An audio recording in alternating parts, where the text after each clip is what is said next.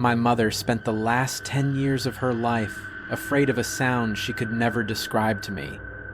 Not thunder, not sirens, something quieter than that. Every evening around 6, she'd stop whatever she was doing, mid-sentence, mid-meal, once mid-prayer, and tilt her head the way a dog does when it hears a whistle you can't. Then she'd get up and move through the house, locking doors that were already locked, checking windows that hadn't been opened in years, whispering the same thing under her breath, over and over, like a woman counting rosary beads. I thought it was the dementia. The doctors thought it was the dementia. For most of my adult life, I treated my mother's fear as a symptom, something to be managed with a chart and a pill and a patient voice.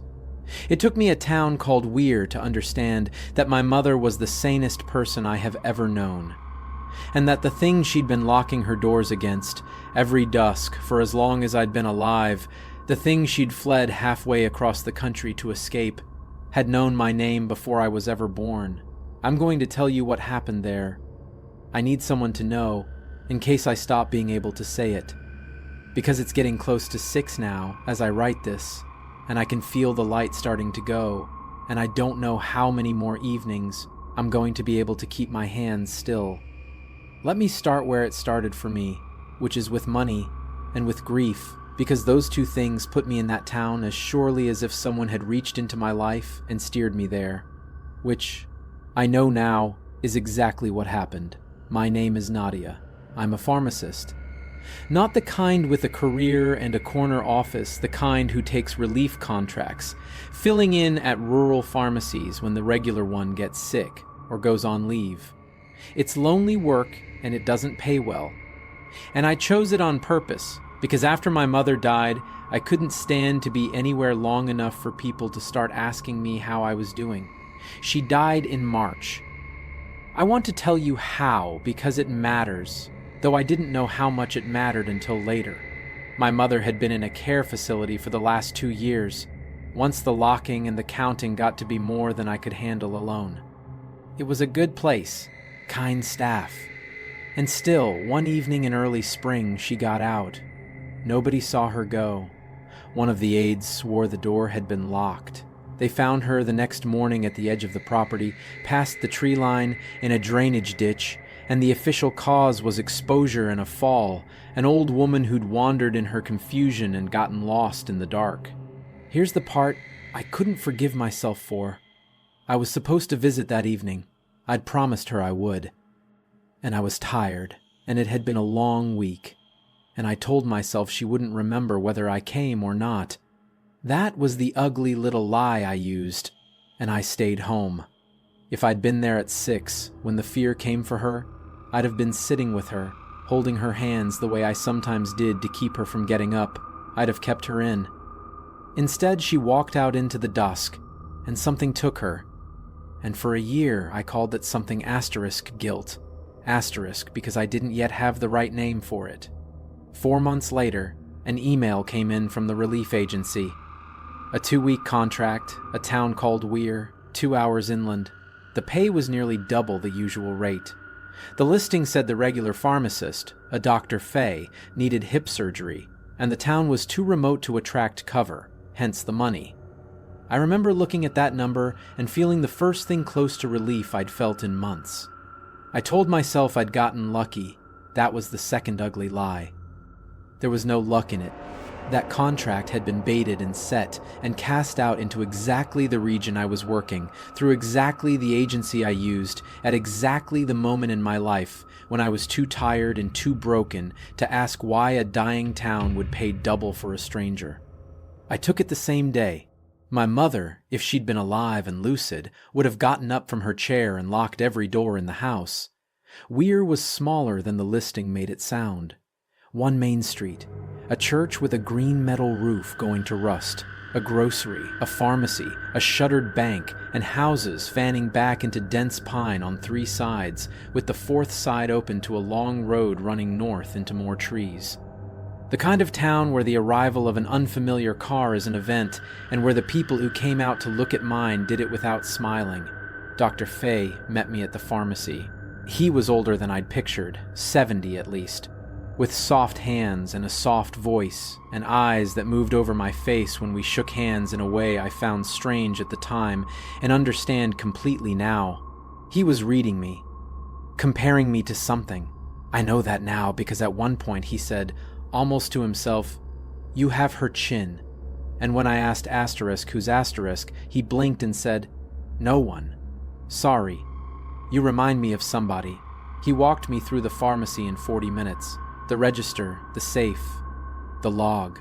He was precise and gentle and in a hurry. And at the door, on his way out, he stopped and gave me the one rule. "Lock up before the sun's down," he said. "Not after, before. And do the same at the boarding house. Doors and windows, all of them shut and locked while there's still light in the sky. Do it every evening you're here and you'll be fine." I asked why. He gave me a smile I would come to know very well over the next 2 weeks. It's a specific smile. It goes as far as the mouth and no further.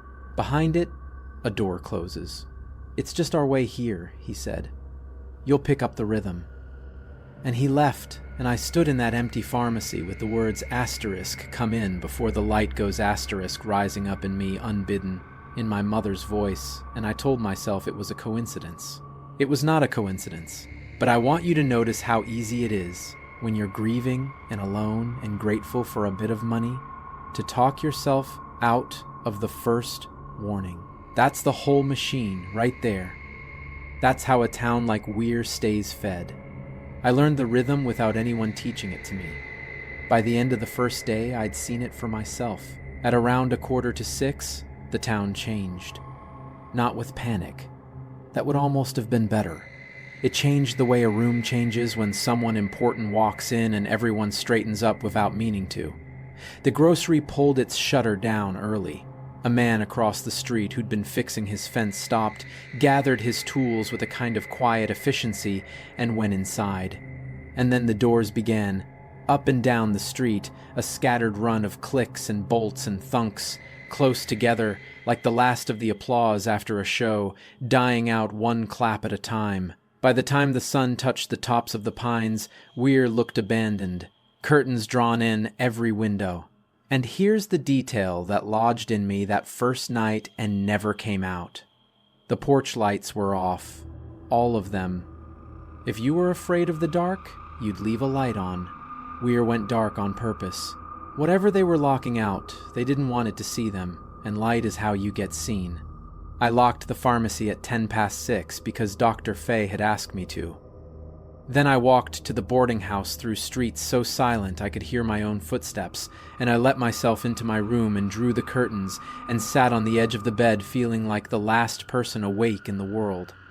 And then, at the exact moment the last direct light left the sky, that flat, blue, shadowless minute that isn't day and isn't night, I heard footsteps outside on the north road. One set, slow, unhurried. Someone taking an evening walk in a town where every living soul had just locked themselves indoors. I went to the curtain and looked. The road was empty. But the footsteps kept on, patient and even, moving away from town, up toward the tree line, and I stood there with my heart going hard against my ribs and told myself, an echo, a trick of the valley. Sound does strange things in the hills. I want you to hold on to those footsteps. One set, every dusk. Because that detail is the whole story, and I didn't understand it until the very end. And when I did understand it, I stopped being able to sleep. I found the log on the 3rd day. I always read the log. It's a habit from years of relief work. You learn a town by what it takes. Insulin means one thing. Antidepressants mean another 3 families quietly falling apart show up in a prescription log as clearly as if they'd written you a letter. Weir's log was ordinary except for one thing, and once I saw it, I couldn't unsee it. Every few years, going back decades, through Dr. Fay's careful hand, and 2 hands before his, back into the 1960s, a patient file didn't close the way files are supposed to close. No death recorded. No transfer, no asterisk moved away asterisk, no forwarding pharmacy. Just 3 words, always the same 3 words, in whatever handwriting belonged to that era. I counted them. 11 across 60 years.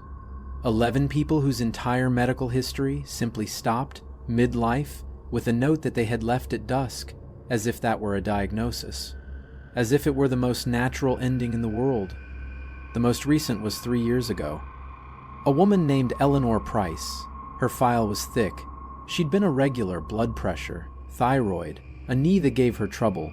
And then, 3 years ago in autumn, the thyroid script stopped being filled and Dr. Fay had written those 3 words and closed her out. I asked the woman at the grocery about her. I framed it as pharmacy business, a records cleanup. I will never forget the woman's face.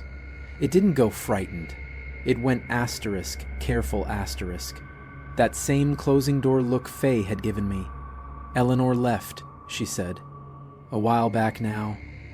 Left for where? She just left? The woman said, gently. Finally.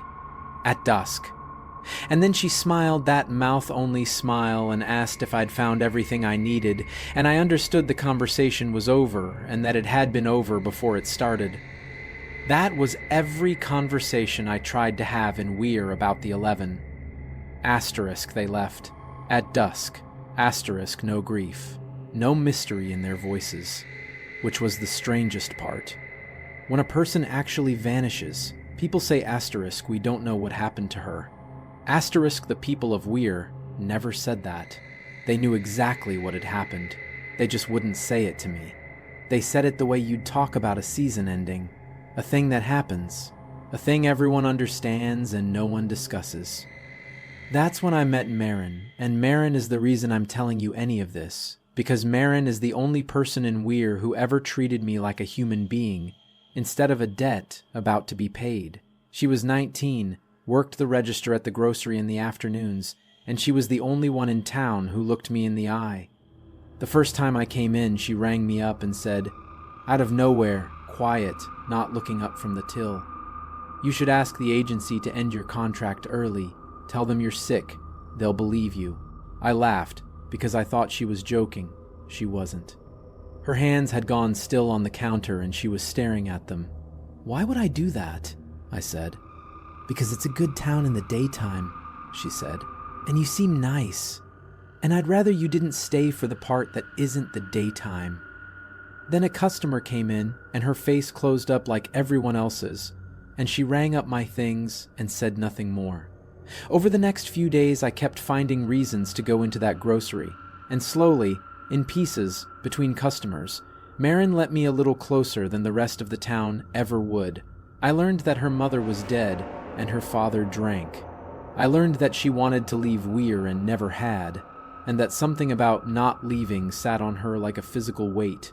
And I learned, on the day I finally told her about the 11 names in my log, the thing that broke my heart before the town ever got around to breaking the rest of me. I said the name Eleanor Price, and I said, asterisk she left at dusk, 3 years ago, and nobody will tell me what that means. Asterisk Marin's eyes filled up. She didn't cry. She was too used to not crying for that. But her eyes filled and she said, in a voice I had to lean in to hear, Eleanor Price was my aunt, and the year after her, it was my brother, and I helped them do it to him. That's the thing nobody in this town will tell you, Nadia. It isn't something that happens to us. It's something we asterisk do asterisk. And then a car pulled up outside, and she wiped her face with the back of her hand and rang up the next customer, and I walked back to the pharmacy with my ears ringing, because I finally understood that I'd been asking the wrong question the whole time. I'd been asking asterisk what comes at dusk. Asterisk the right question.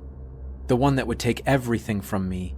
Was asterisk why does the town keep the door open for it? Asterisk here's where it stops being a story I can tell in order, because this is where I found the thing that turned my own life inside out, and I need you to feel it the way I felt it. Which was all at once, standing alone in the back room of a pharmacy with the light going gold in the window.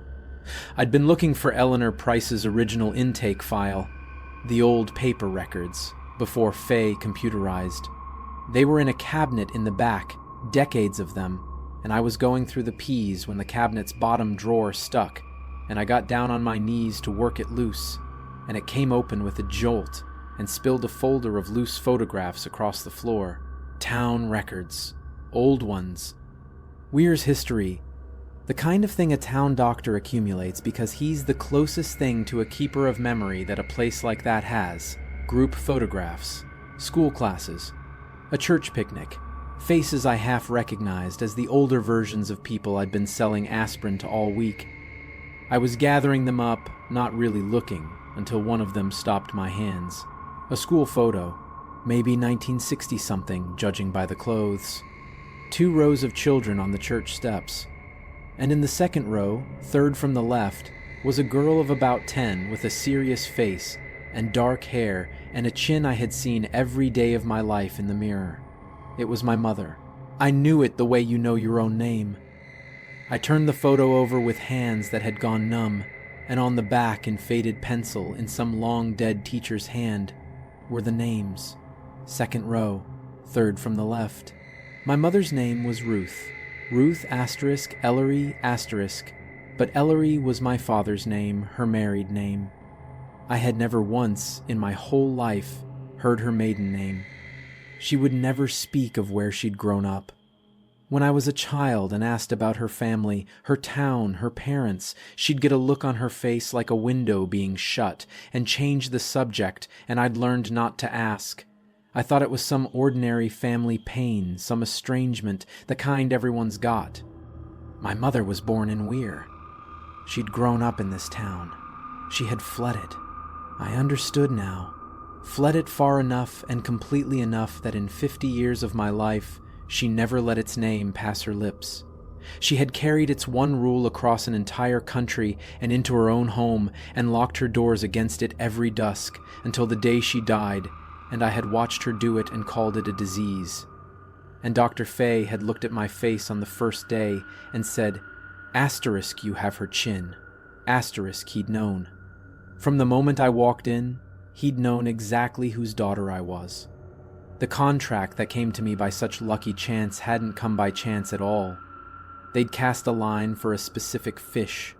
They'd reached out, patient across all those years, and found the daughter of the girl who got away, grieving, unmoored, cheap to hire, and they'd brought her home. I wasn't the random stranger the town was going to feed to the dark to buy itself a few more safe years. I was the one they'd been waiting for. I confronted Marin that afternoon. I put the photograph on the counter between us, and I told her what I'd figured out, and she looked at it, and she looked at it, and she looked at me, and the last of the daytime went out of her face. "So it's you," she said quietly. I hoped I was wrong. "When you came in that first day, you looked so much like the old picture in the town hall. I hoped it was a coincidence." She pressed her lips together. "There's no such thing as a coincidence in Weir. Not at Dusk, anyway." And then Marin told me the rest. All of it, fast and low, watching the door, because she'd decided, I think out of the same guilt that was eating her alive over her brother, that she wasn't going to let it happen to me quietly. Here is what she told me. "I'm going to give it to you the way she gave it to me, because I've never found a way to make it sound less insane, and I've stopped trying. There is a thing that belongs to the North Road. It has been there longer than the town, and the town was built the way it's built. Houses turned inward, road running out to the trees. Because the first people here learned what it wanted, and learned how to keep from giving it to them. It comes at dusk, in that flat blue minute when the light goes.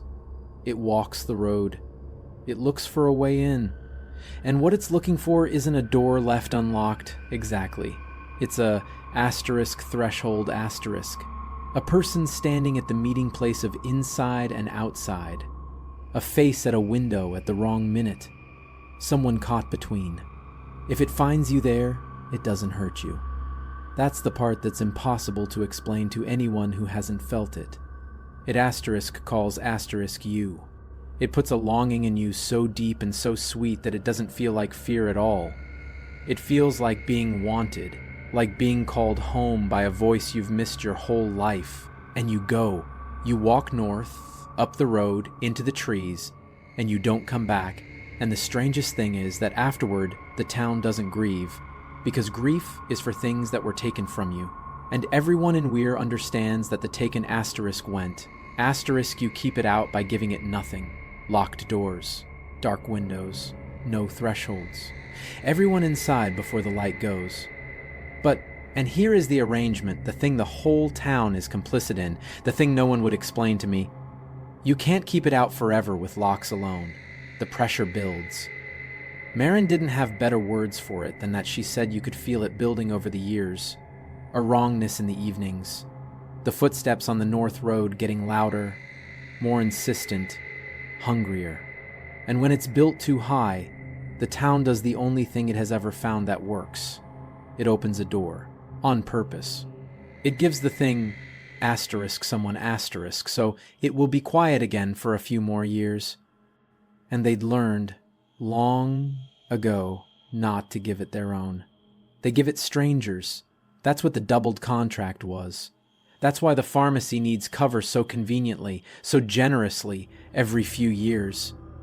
They bring in someone with no roots and no one to miss them, someone tired and alone, and they keep them calm and unsuspecting with their careful kindness. And when the night comes, they simply make sure that every door in Weir is locked except the one the stranger is standing behind, so that when the longing comes, the only open threshold in the whole town is theirs. That's what we did to my brother, Marin said, and now she was crying, openly, done pretending. He wasn't a stranger. That's the thing I can't live with. There was a year the stranger fell through. The contract didn't fill. Nobody came. And the pressure got so bad the walking didn't stop even in daylight. And the town council met. And they drew a name. And it was Danny. And my father held me back on the porch with his hand over my mouth so I couldn't call out to him. Because if I'd called, Danny would have turned around. And then it would have taken us both. I watched my brother walk up the north road smiling. Asterisk smiling asterisk Nadia, because it doesn't feel like dying. It feels like going home. I asked her the only thing I could think to ask. Why my mother's daughter? Why my mother's daughter? And Marin looked at me with an expression I'll carry to the end of whatever's left of my life. Because your mother got away, she said. Nobody gets away. In 300 years, one person got away, and it was Ruth Vane. And the town has never stopped owing that debt. The thing on the road remembers her. It's been asterisk hungry asterisk for her line for 50 years. She swallowed. They're not feeding it a stranger this time. They're paying back what got taken from it. They're giving it the one that got away. Or the next best thing. Her blood. You. I should have run that afternoon. I want you to know, I know that. I've replayed it 1,000 times. I had my car, I had the daylight, I had a full tank, and a clear road out. Marin begged me to go. She said she'd tell them I got a call about a family emergency, she'd buy me an hour's head start, just asterisk go, get out of the valley before the light goes, and don't ever stop driving. Asterisk I got in the car. I turned the key. And I want to tell you why I didn't drive away, because it's the part of this that makes me most afraid. Not of the town, not of the thing on the road, but of myself. I sat there with the engine running and the sun already leaning toward the pines, and I felt the pull. It had been building all week.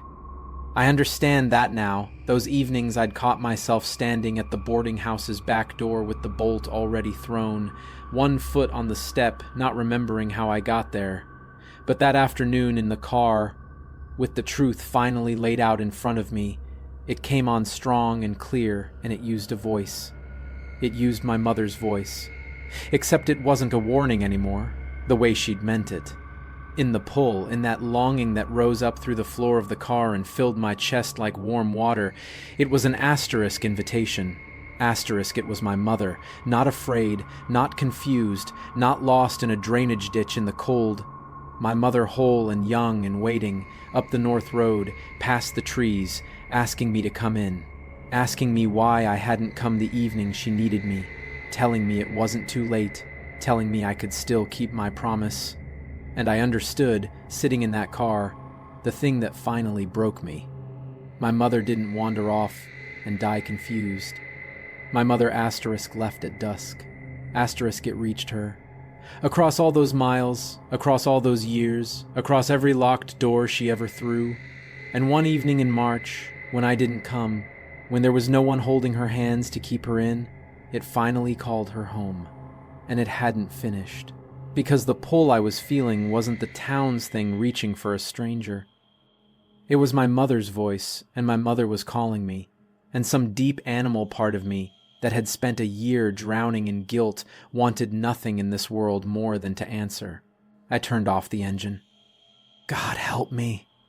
I turned off the engine and I went into the boarding house, because I could not make myself drive away from my mother's voice.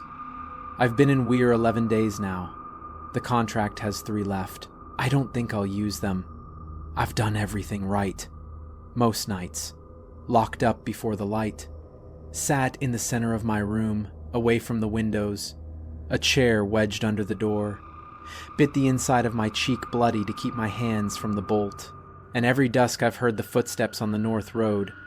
One set, slow, patient, and now, when I press my ear to the wall, I can hear that they're not just footsteps. There's a voice with them, low, coming closer, night by night. My mother's voice saying the things she always said. Except now, I understand she was never warning me away from it. She was teaching me its name. Marin came to me last night, after dark, which no one in Weir does. She'd crept out her window and run down the black streets to the boarding house, and she stood under my window throwing pebbles until I opened it. Just the top, just enough to hear her, because I'm not fool enough to stand fully at a threshold anymore. She was shaking. She told me the council had met.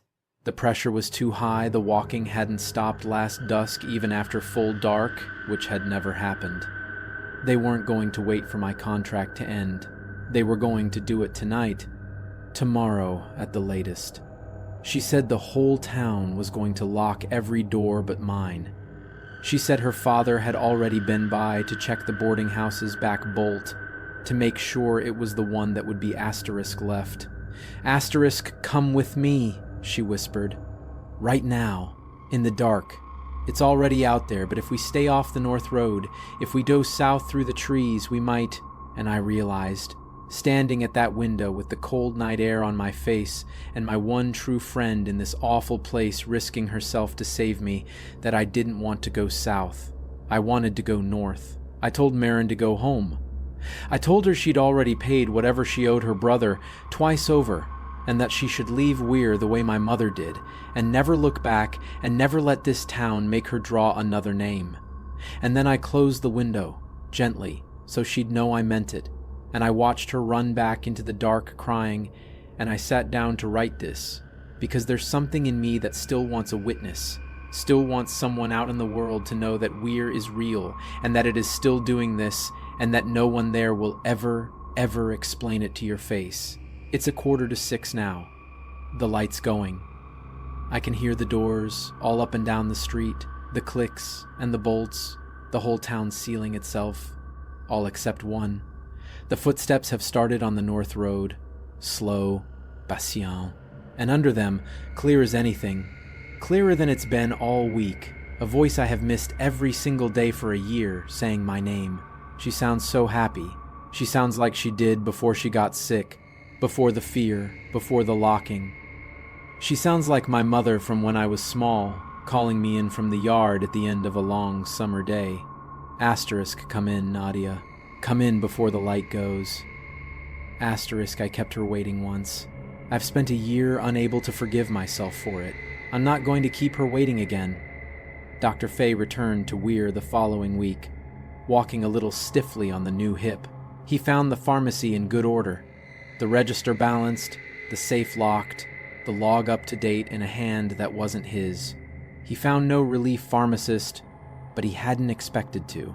He'd been doing this a long time. He sat down at the desk in the back and he opened the paper records, and he found the file. A thin one, opened only 11 days before, for a locum named Nadia Ellery, and he took out his pen, and in the careful hand he'd used 10 times before across his life, he wrote the 3 words. Then he stopped, because there was a note clipped to the front of the file that he hadn't put there. A single sheet in that same borrowed hand, in ink that had dried days ago. He read it. He read it again. And Dr. Fay, who had given 11 strangers to the North Road without his hands ever once shaking, felt the pen go cold in his fingers. The note said, **, you'll want to count the footsteps now, before the light goes. You've heard one set every dusk your whole life. One walker going home. **, go to your window tomorrow evening, doctor. Listen carefully. **, there are 2 of us now. **, and a town can only lock so many doors. We know all of them. We grew up here. And we are so hungry for the ones that stayed. **, Dr. Fay did not go to his window the next evening, but he heard them anyway. Right on time, as the light went blue and flat and the town sealed itself tight, 2 sets of footsteps on the North Road, unhurried, patient, walking not away from Weir this time. Walking in,